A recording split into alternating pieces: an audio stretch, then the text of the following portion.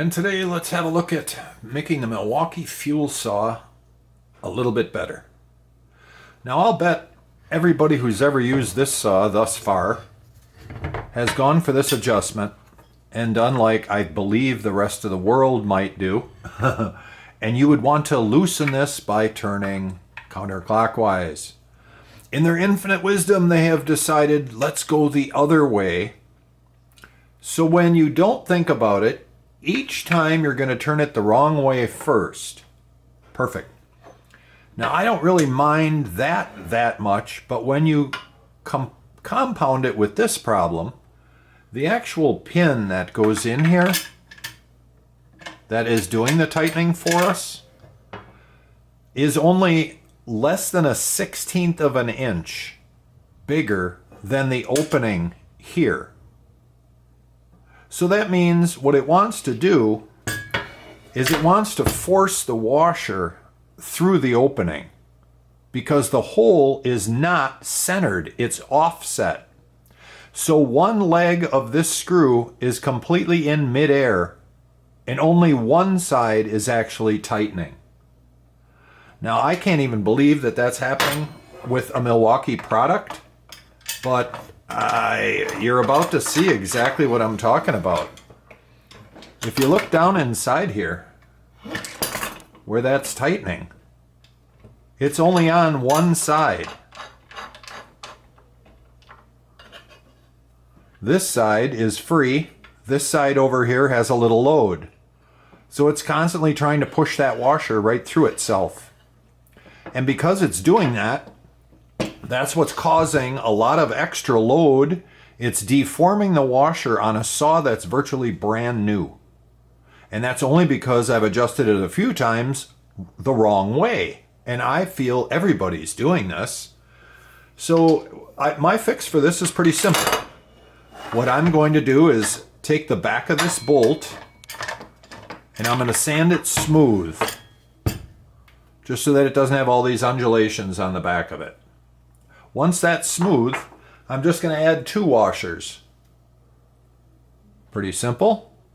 And put a little bit of lube between each washer. So when this piece forces against the other, it's going to have a chance to turn this washer if it needs to, or skip on it, or just have a lot more strength. And only using up that extra 1/16 is not going to kill anything. I understand that you're going to have a little less indexing here, but let's face it, we shouldn't be tightening it as far as we are, because if you look into here and you see how much slop there is, this is kind of pathetic.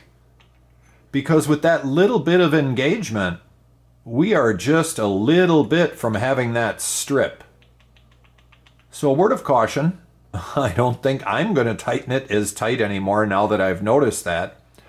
And 2, this saw is going to work really, really well once we get this all lubed up.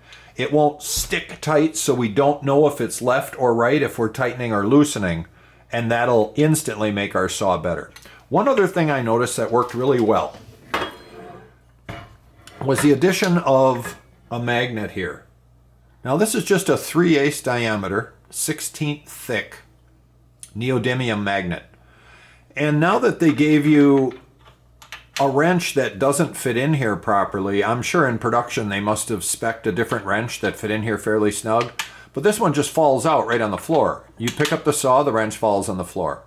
So I thought, okay, time for a magnet. And what I did on here, you could just set this on here and put it down with some CA, super glue.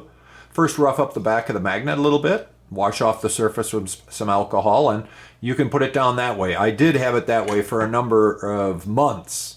And then I finally knocked the magnet off and thought, okay, better way. I took a Forstner bit, that's a flat bottom drill bit, and I drilled in a little more than half the thickness of this magnet.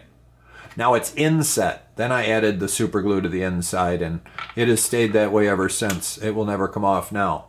So now that holds really well. Back to this game here. Once you have this all set, lubricate your threads, and then lubricate the face of this piece too, and your 2 washers, and you'll be able to instantly have total success here. So then it would be 2 washers on top of each other, 2 new washers, if you will, to put this back together.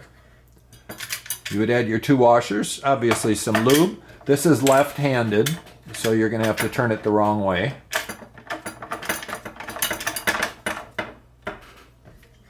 This goes on top so that it's keyed, so you only need to loosen it enough that it stops before you loosen it too far. So one of those deals is all you really need.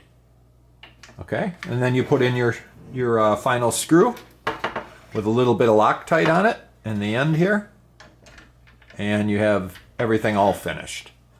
Let's have a look at one other thing that'll probably help you guys out a lot. When you sight down your blade,